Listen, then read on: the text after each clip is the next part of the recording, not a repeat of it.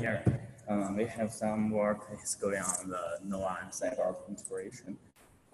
So there are still a lot of work done to complete this. In this forum, the main goal is to get feedback on the requirements and the use case from you guys, in-room user or operators. You can add your name in attendance. Also, you can print your use case or some requirement at the end of this hack. So for that topic, we will first give a brief introduction about the current state of NOAA and Cyborg integration. Then we will discuss some questions as below. Let's see in the question section. You can also append any of your interest question in here. I mean, at the end of the we can discuss in the open discussion section. Okay, so first, sometimes we'll give a brief introduction on the NOAA integration status. Okay. Hello, everybody. I see many familiar faces here. So good to see you all again. So the way we're structured today is like, I'll first talk very briefly about what we're trying to do and where we are. We'll open it up to questions.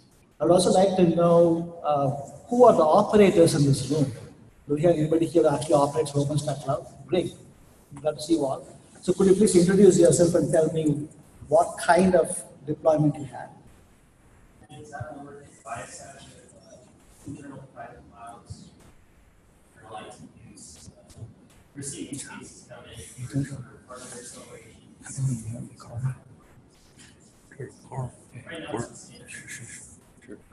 Okay. So when you say GPU, what kind of workloads will be in the HPC or video transporting?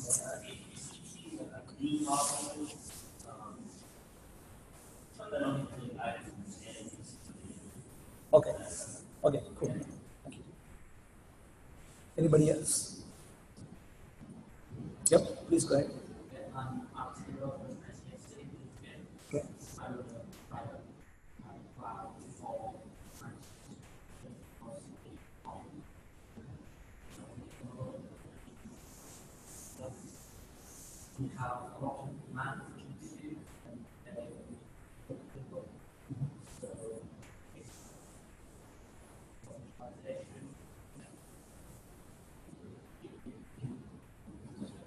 Okay. Cool. Okay. Thanks for speaking. Anybody else want to speak up? Yeah, go ahead, please. I don't know the official term. They use AutoCAD to do simulation behaviors of light for back office. Okay. You can accelerate that AutoCAD. Okay. I see. Interesting. Thank you. Cool. Yep. Yes, briefly as well for videos.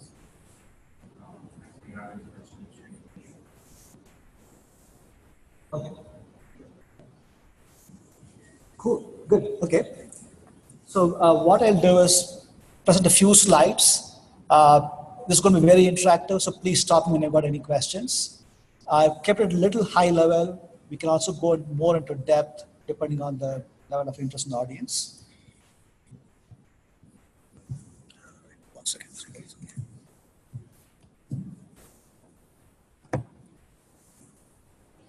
Okay. Yep, got this. Okay.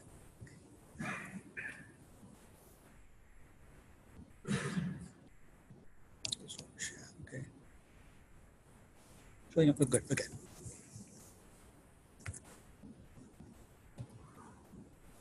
Yeah. Okay. So, all right. So this is the working one. Okay. Hello. Yeah. Okay. So what are we trying to do? So Cyborg is relatively a new project. It's aimed at lifecycle management for any accelerator, including GPUs, FPGAs, and potentially other ones as well. There are some exciting new ones being proposed by Huawei, the Ascend chip for artificial intelligence and so on. The key takeaway is it's for all accelerators. It's not only for FPGAs as sometimes comes true. It's vendor neutral. It's architecture hypervisor neutral. So let's take a look at what we're trying to do here.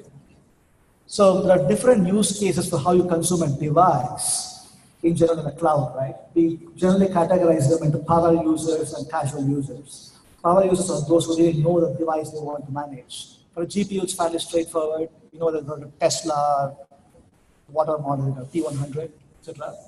If it's a FPGA, you need to know if it's the Intel Aria 10 or a Xilinx DU9P or whatever it is. So if you really know your device and you want exactly that type of device and you want to manage it yourself, you will call it device as a service or FPGA as a service. With the FPGA, it's a bit more complicated because the whole notion of flashing a bit stream before you start using it. So you need to know what bit streams you want and which device is compatible with. So that's a lot of expectation for a user or operator. So this may not be the mainstream and majority case. But the general idea is that in the flavor or in the request for a VM, they're going to say, give me a particular device type with particular properties like particular bit stream. The other category is a casual user, like those who don't know much about devices. They just want to offload some algorithm like a gzip or IPsec. They may want to offload some network function like VLAN or firewall or whatever it may be.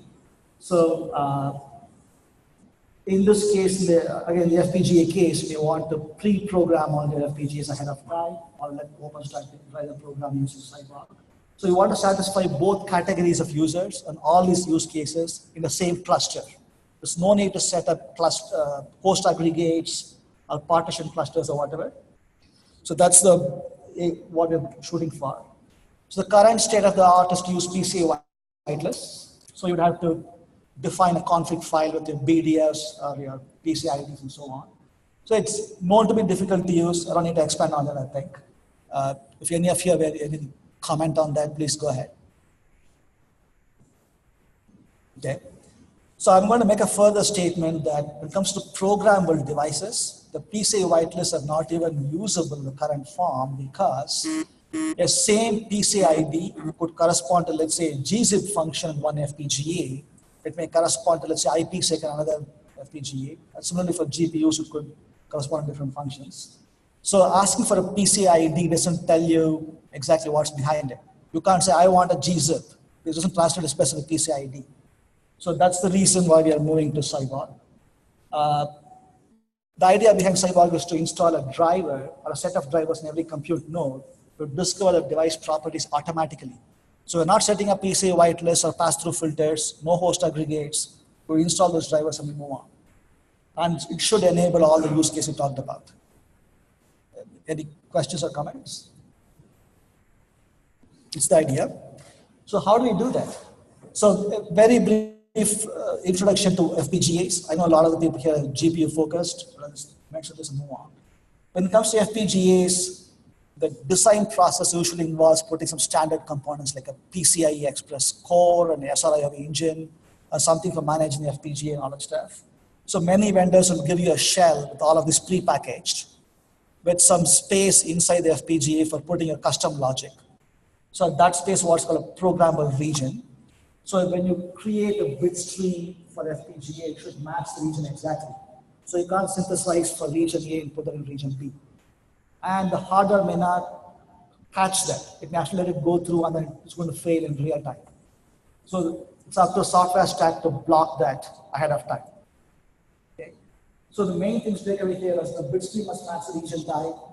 And the region type is going to change with the shell updates. It's going to be pretty infrequent. It may be once in a few weeks, a few months, depending on the operator. So that's not going to be a common thing, but it's one thing to keep in mind. So the flow for the operator with Cyborg is going to look like this.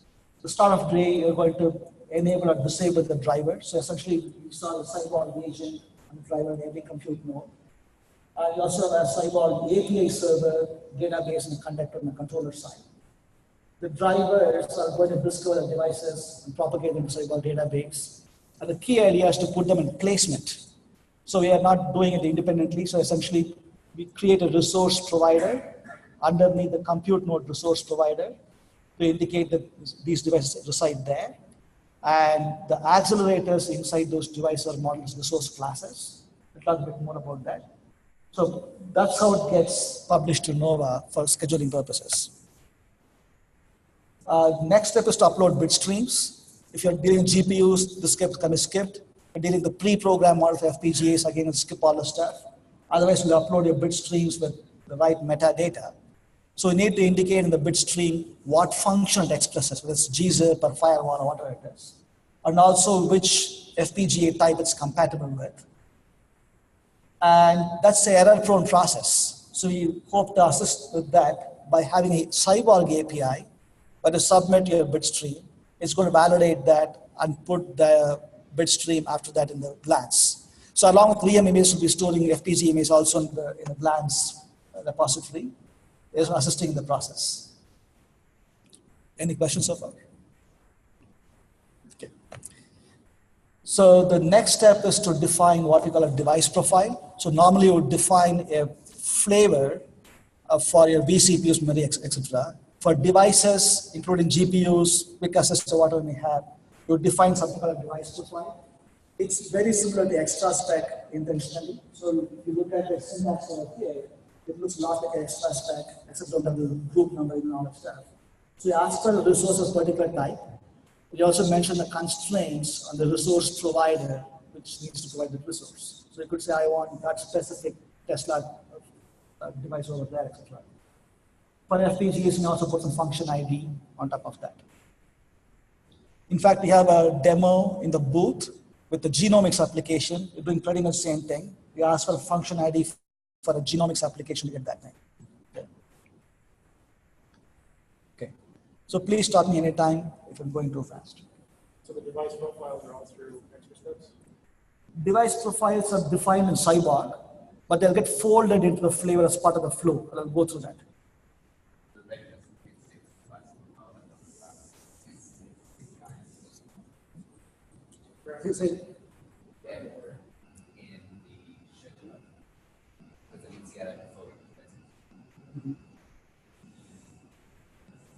Oh, so sort of like a part of the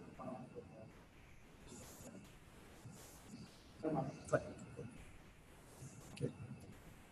So device profiles are the way by which you translate the use cases into OpenStack specific requests. So if your device profile says, I want a resource with a region type trait and a certain bitstream ID, the translates to FPGA service, or device service. If you ask for some model type like Tesla and the function ID, essentially you're getting function as a service. So depending on how you phrase the device profile, you can get either one, and you can define a combination of them for the same cluster. The region type, let's go back a little bit. So these are the programmable regions of FPGA. This is region type. It indicates what kind of region we synthesize the bit stream for. So the bit stream needs to match that thing. And those are pre-segmented within the FPGA? Yes. So once you install a particular shell version, all this is already laid out. It's not going to change at one time dynamically.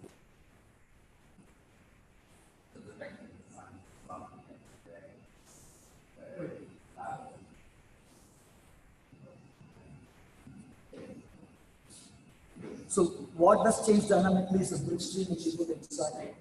But the region type itself stays constant until you update the shell. This is going to be infrequent.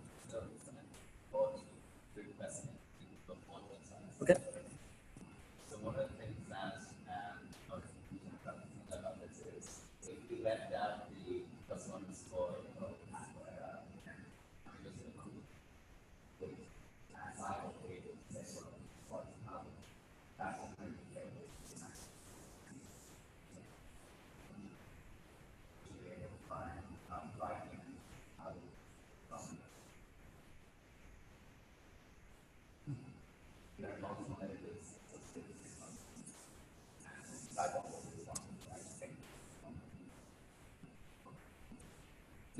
Exactly.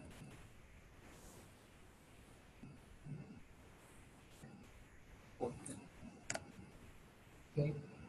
So stepping one step past, next step is to fold the device profile into the flavor. Because if you don't do it, your VM creation request needs to include a flavor and the device profile separately, which means the Nova API change. You're not doing that yet. So no changes to Nova APIs or command lines. Just fold the device profile name into the flavor's extra spec, and it'll use it from there. Okay. The final step, of course, launch the VM. So this is a completely standard step. This is asking for a flavor, an image, and anything else you want, like a NIC port, in a standard way. So the VM creation step will not change at all, and all the details go to the device profile. So that's the background. So where we are right now is that we have some patches proposed. So we have a Cyborg pilot branch. We have some code sitting there, and we have some Nova patches. That combination is working in the sense that we can actually demonstrate VMs being put up, programmed, and being used. There's a genomics demo at the booth next door. Where we actually demonstrate all the stuff. So that's where we are. So if you have any questions, please go ahead at this point. The region type thing, that's is that specific for fixed vendors, PPA, or all PPA stuff? In general, FPGAs from several vendors support partial reconfiguration. The notion of a reading is always there. So, Region type.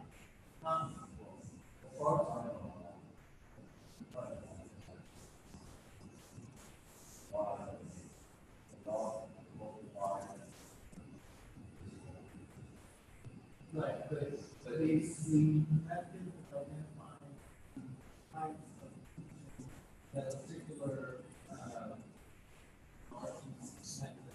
flash to, is that standardized across it? not quite. It will be a string of some kind. So for us, it is a UI at this point. We could classify the name later. For other vendors, I think it's just a string. So we can put the name or even today. No, it's actually an implementation.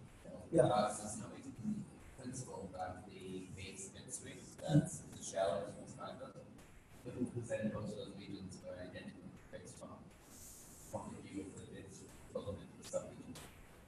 It could have been extracted in the base swing, but it wasn't because it simplifies how you're doing the application. So I didn't quite follow most of sub-region. So what do you say? So each of the regions have a slot FPGA Yes. that are created by the base tree that's initializing all the shaded constructor. The shell, And yeah. each of it initializes the same way so that these have regions are all that's the same area region on the view of the they could have made those of the slots of identical and not unified the capacity, but the implementation you have right now doesn't. So it's Correct. That's true. So most of the products today are sensitive to the region. So if this is a big string for region A, come put in region B, no matter what vendor it is. And most of the products today have only one region. If other vendors are done. So exactly how a region type is identified may vary across vendors. But that has to some notion of region type to indicate which string compatible.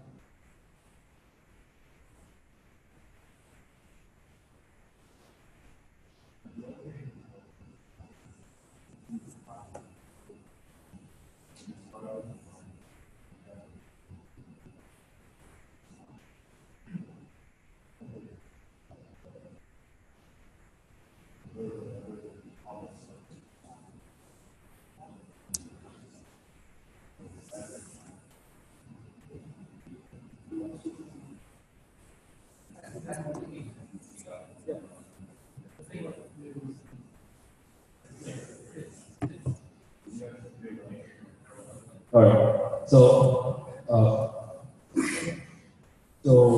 it's the driver's job to convert whatever the hardware layout is from the vendor to the database structure and so on. So we don't care how the vendor design it, as long as it's not a huge structure. They have their own way to design their layout. They use their own platform. So the other vendor didn't have any distinction between region. They compare two complexity of region time with them. And this is the same time. Sure. Okay. Okay. So, I will hear about that. for like a single region, it's very planning for the way to part of those use it multiple nodes. Yeah. That's what I mean, Yeah.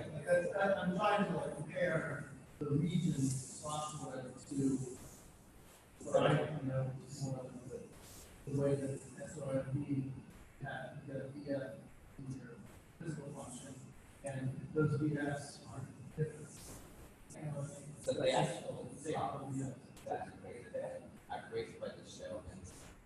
So the initial FPGA doesn't have stops on it.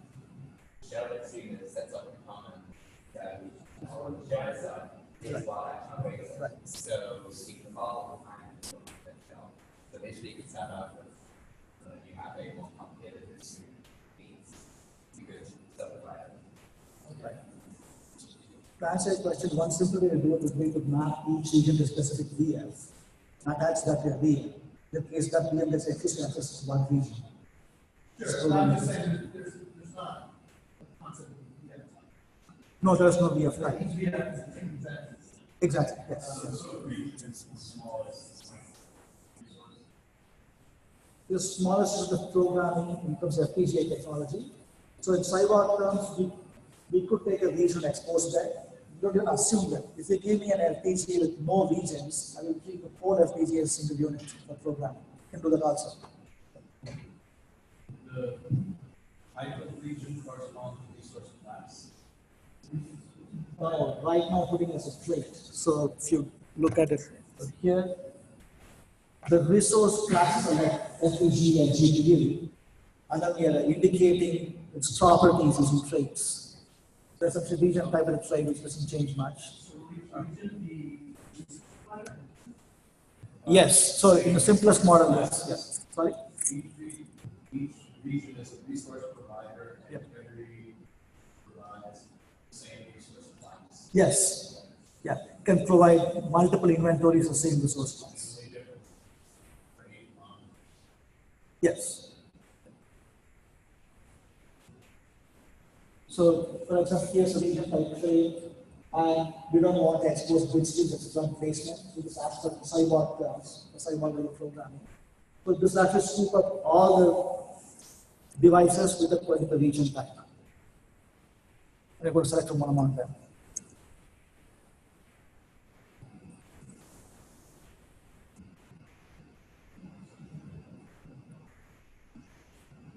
Okay. So with that background, you should probably switch to Etherpad, right? And we have some specific questions for operators. We have a lot of questions actually. So all of you are free to chime in. Yeah, go ahead.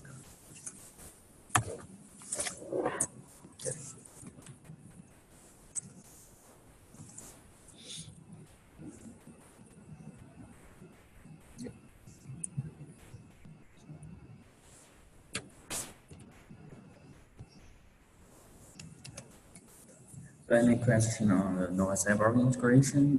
That is, they can. Okay.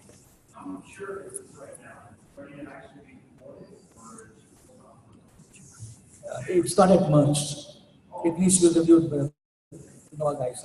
But yeah, So the cyber side recently last cycle merged both the video GPU driver from PCI House and the OA Intel driver. yes, yeah.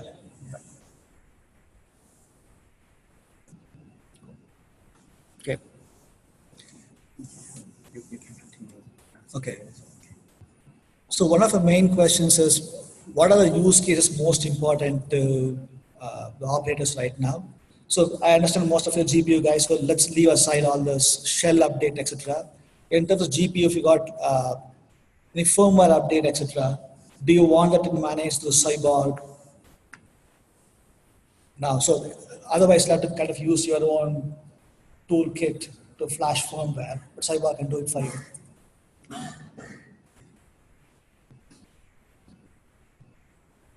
So currently, Cyborg only has full device pass-through QPUs. So my question was, currently it's only full device pass-through QPUs, so that single GPU assigned to a not the Cyborg. So on the Nova side, we have PCI Faster with GPU, or we can do a multi-tenant GPU between BGPU and DEX if you're using video. And if you're on the AMD side, you can use SRV with PCI Faster to instead of the GPU. So is that something?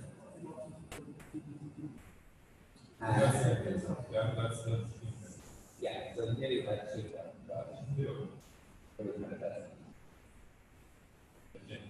okay, so these would be equivalent is it only exists on time. They remove GPUs from all of the objects. So when they have this with GPUs, it shows that they do logic. So the question I had is, for people who look interested in GPU, are you interested in sharing the GPU between multiple VMs or dedicating time to a single guest? It depends on how much you pay for the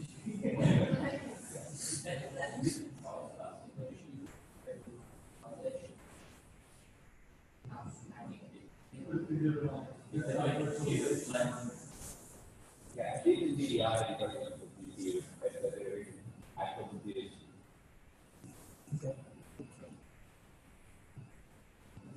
Sean said we don't have any physical GPU support today, but I have an idea here. Like, we have these GPU types, depending on what type it is, we get 4 of those per card or 6 of those or whatever, depending on what the vendor defines.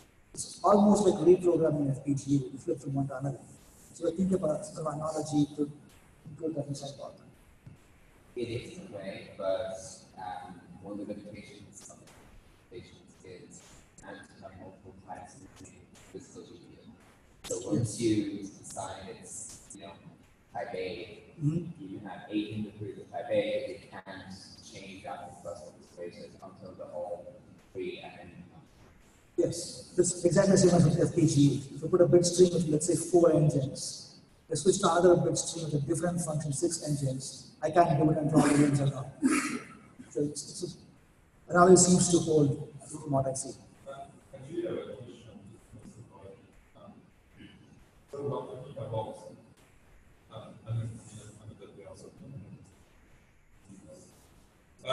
so just to make it understandable to me, I know I don't speak this concept, but just to understand, so basically you are providing a structure of resource providers, depending on whether it's a region, depending on a region, but basically then you have to what you're basically wanting to provide is also to model whether it's FPGA or FPGA is seen as the same structure, or maybe it's just a matter of rights, right? Yep. Okay. Then in that case, what is the granular resource that you are able to consume? Is this the region that you are able to consume, or is it like the FPGA as a whole? I mean, do we need to have multiple applications for a specific FPGA usage? The region could be composed of multiple accelerators. So I could put a bit stream, let's say 4 GZIP instances. It's attached to 4 separate EFs. So the accelerator is the basic unit of consumption within a VM. There will be multiple of those within a single region, a single resource provider. Okay, so the resource provider is the region, the fact that you have no resource provider that provide you other stuff doesn't really mean that inventories of So looking at this, like in current request model, is the examples you've been showing how to using custom resource path accelerator FPGA to consume a region of an FPGA and not the entire FPGA. And we likely don't want to have those two very same things, because I want to just have the entire FPGA and say all the regions on it. That's up to the device vendor. If you put in a shell with only one accelerator, this is giving that one accelerator, let's consume the whole thing. What Sean is referring to is we have separate resource classes that represent a dedicated or a pass-through FPGA, and one represents the accelerator virtualized access to a function. Okay, let me go back to this thing. Can I connect back Very here? similar to vGPU versus active. Yeah, because use cases, if I want to on an FPGA, I might want to be developing a bit myself. I could be trying to reprogram myself, so I might not be advancing passing through. And passing through just a region may not actually be access to what my use case. But if you design your shell, let's say 2 regions, then you have to essentially reprogram the distance of the shell to get the whole FPGA. And that's not the intended usage according to the vendor. But there's no reason why you can't pass through the device with the shell attached, but also pass through the separate PF that's used to do programming. So I can develop a bit stream that will be capable of running inside a region. Yep. So you can pass the PF through to the VM. It's generally called a security risk in most of the system operators. Sure, it's just like this. Yeah. It's just a C++. Technically, you can do it. It would be nice if you had a different resource class to represent passing through the PF versus passing through the subnet. But you could represent both the same way. Right? If you ask for active FPGA with the instead of the whole chip model is what you want to call a different region type, not the one which is shown here, but the shell itself could be a whole region. And you target that region type, you're going to get the whole thing. Maybe there's a mix up here. Because if the shell already has 2 subregions, you have an inventory for those 2 subregions. Yes, so that's where the thing comes in.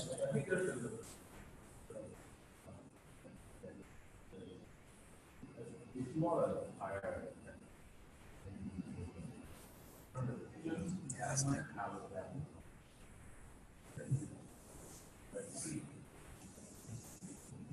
so, well, there's a limitation between the FPGA and GPU. Because if you own the entire FPGA, then you reprogram it.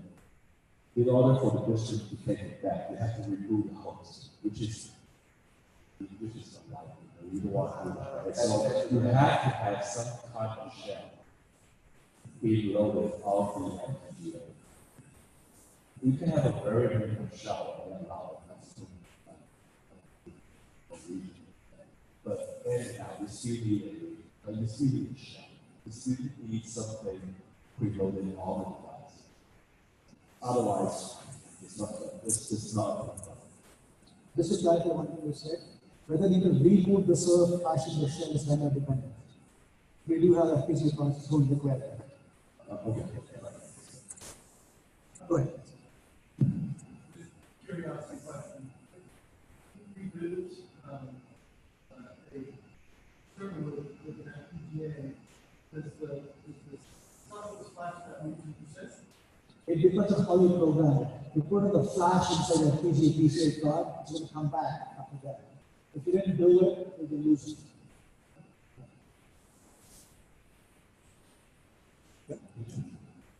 Maybe it's a scary question, but how many of these options for Sorry?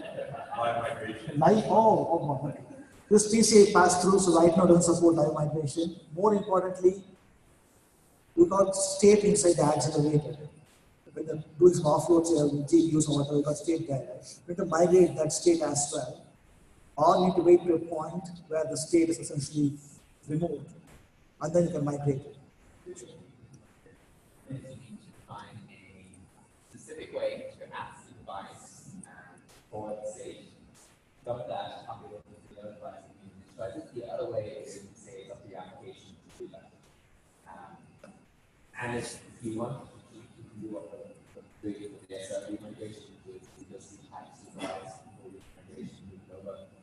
Cover all of those options is unlike a link where you can find.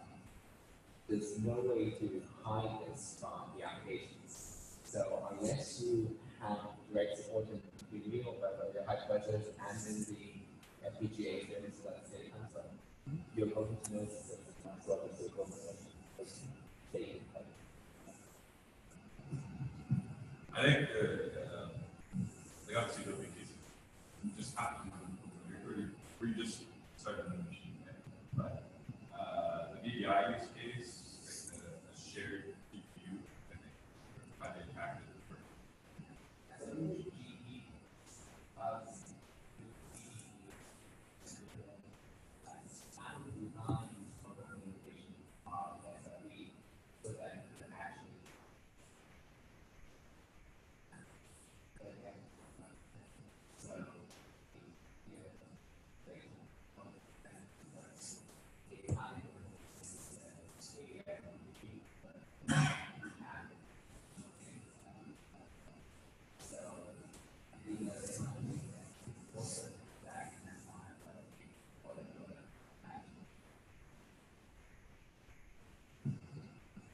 It's so interesting that a few years ago we had a proof of concept.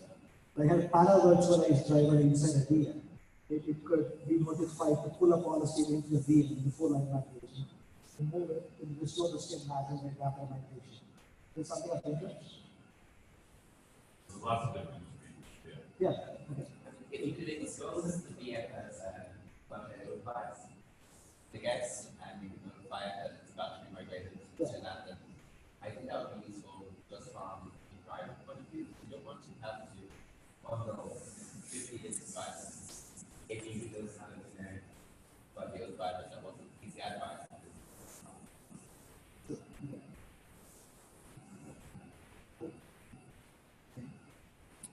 So, want to go to the next. Okay. Okay. So, use case. Also, not in use case. Huh? Okay. So, next question is very generic and hope it's not controversial. But if you have GPU devices, you're already using PCU whitelists. Would Cyborg be of interest to you? Like, do you see it as a pain point? I think it's a regression that you can match the DP. That's what Otherwise, it's about the same. you don't need to configure BDS, all of those in this case. So that's where the advantage comes in, right? So we understand the BGPU is not there today, but many people apparently don't need that today either. Anyway, it's just a thought. Okay.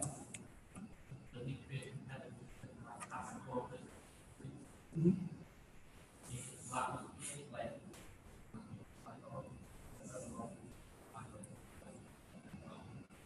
I see. Okay. Good.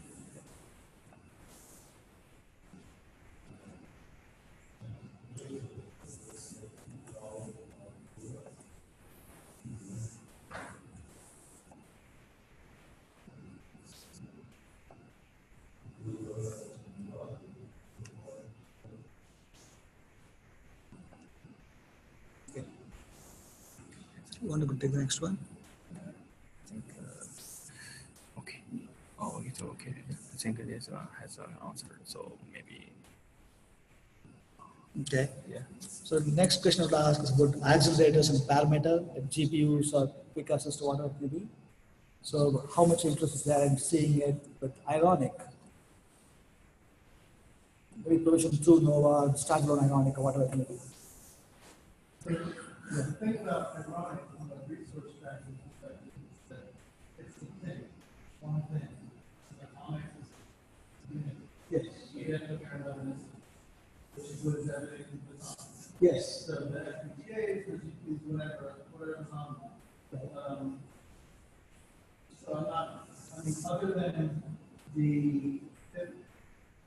if there was a library that had the device management pieces in it, then I think that would be of use to economic, but not necessarily Cyborg itself as API. I think there's two integration points to have. One is in the amount of cycle. So we could discover what happened as the FPGA project based in general. The other potentially, as I said, a library or some way to build the agent to actually specifically program something during the provisioning step. And me, again, there is state in these FPGAs, and I might want to make sure that the FPGA is fully clean before I return it to. So the use case I had in mind was that you would represent the device as a resource for the even ionic case. Because nested RP within the computer RP. And it's asking for a node with a GPU model, just like what you did here. But there's really no reason to do that. Because the thing you get when you request the bare metal instance is you get the bare metal instance. You don't get the bare metal instance and some other things that are on it. It's just the bare metal instance. If you have an extra server models, it is software is parameters, some are parameters, GPU, some You are have a GPUs. different custom. Yes. You'll have like custom gold, custom silver, custom amazing with FPGA, whatever it is, right? But that's, it's just a unit size of one. You get that. So in a lot of we don't model how much RAM, disk, etc. As different inventories.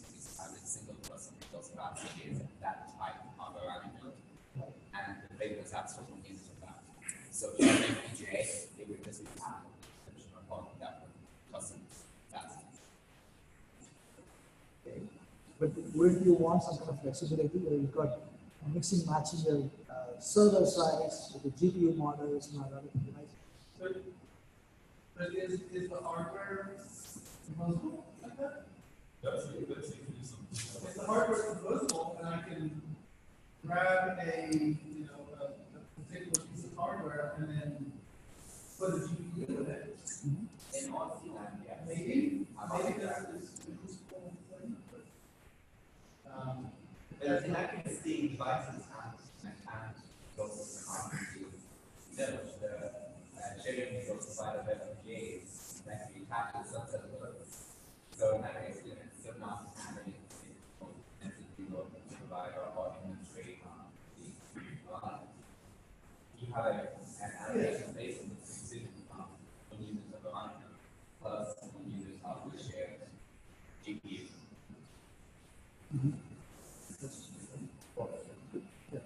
One idea to provide, I'm not sure if it's a valid ionic case. Say you're a area back on the machine, but you think you want to leave that machine. How do you involve it? Which is not actually on the host, it's on the Ethernet.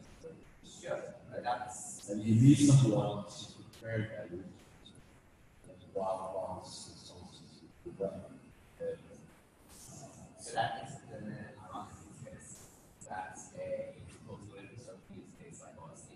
That's because if you're using OSC on the line, you have to pre-impose over and then this line, so you can't actually have that. At least right now, because when you do the attack, you do the template, once the dependencies and you forget the line. So complicated, but I can. The idea of having a base of something that you can actually use.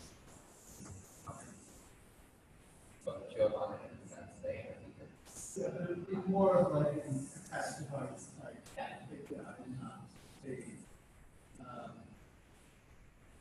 You go grab a piece of hardware and the GPU is sort of a separate resource. Yeah, it's not. It's also saying it's just one.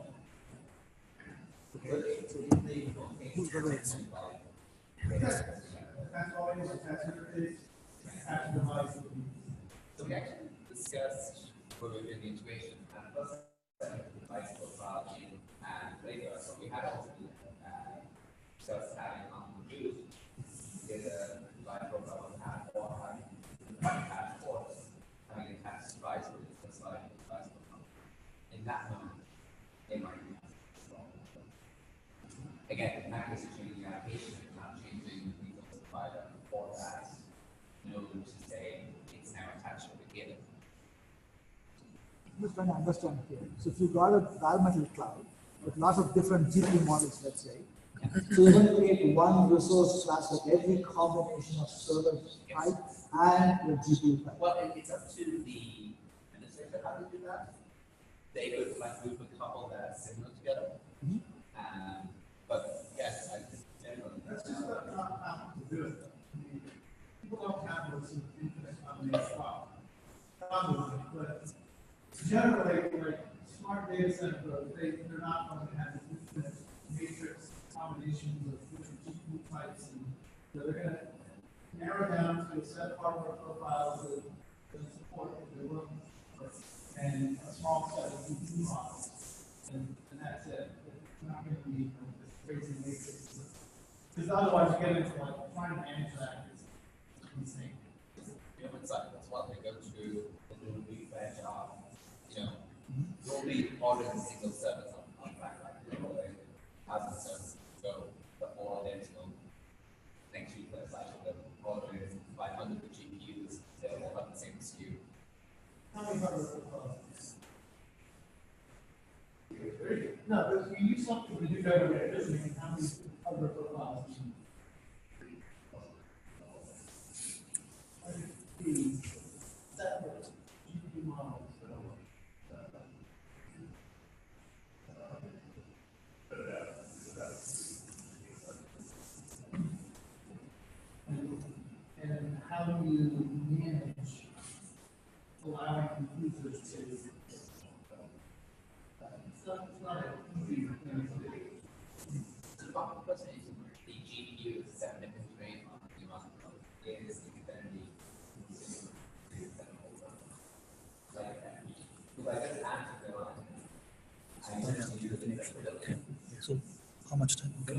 rabbit had been completed. Okay, so we are Okay, just finish. So, okay, the finish time has come. So if you have any question, you can add the comments in several forum at the pad. Yeah, thank you. Thank you. Oh. Yeah, The history session is when? it's on Friday morning. Friday morning. 9 to 10 at the ballroom 4. I think. I was having on mics, people here. Okay, give him the mic. Yeah. No, I think. So we have a PDG Goa Cyborg Cross project, Friday morning, 9 to 10, ballroom 4, it's right about here. So you are welcome to come and join us.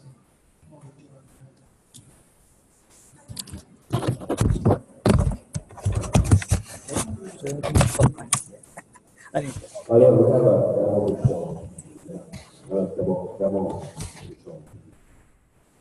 yeah, that's the PDG. In the cross project, we have a demo.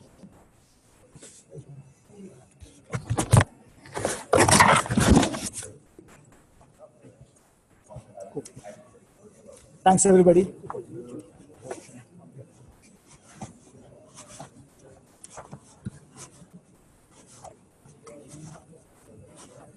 Hey, Jay. Yeah. Thanks for good questions. I like comments. Like, appreciate that. So, I have all these ideas. I'm going to fly them by you. So, feel free to comment upon them. Down. Yeah, exactly. No, I mean, I think it's starting to solidify the modeling. Cool. Okay. But the solidifying in a way which you like. Yeah, Okay, I mean, okay, cool. Okay. that I don't dislike. How's that? Okay. All right. Okay, cool. I mean, at the end of the day, look, it's hardware. It's tough. Yes. It's Right. It's not flexible. It's not abstract. Right. It's hardware, right? So you got to find a way to reasonably represent that. I think it's going in the right direction. Cool. Okay, good. Thank you. Good. Hey, Are you with Intel or Yeah. the order here in San Jose? Or I'm in Santa Clara. Santa Clara. Yeah. Okay. Same place, yeah. So not the UK team, but Santa Clara team. That's correct. Yeah. I have contacts in the UK team. Yeah. Whom do you know the UK team? From Napa? No. Oh, okay. Okay. Cool. So I'm pretty interested in this, but again, I mean, we're not ready for it. That's Alan Chen, Mark Lewis. Yeah, Mark Lewis. Mark, Yeah, okay, cool. yeah. Sure, yeah. Yeah, so we are kind of on the network side, but I need to keep attention to this part because that's Sure. the next thing with compute, Yeah. offload and things like that. So Right. definitely interesting. We are working very closely with Mark Lewis and this team for another product that's already been announced, Intel Pack N3000. Yeah. It's a network FPGA. Yeah, Yeah. cool. Yeah, Yeah. very good. Yeah, cool. Yeah, cool.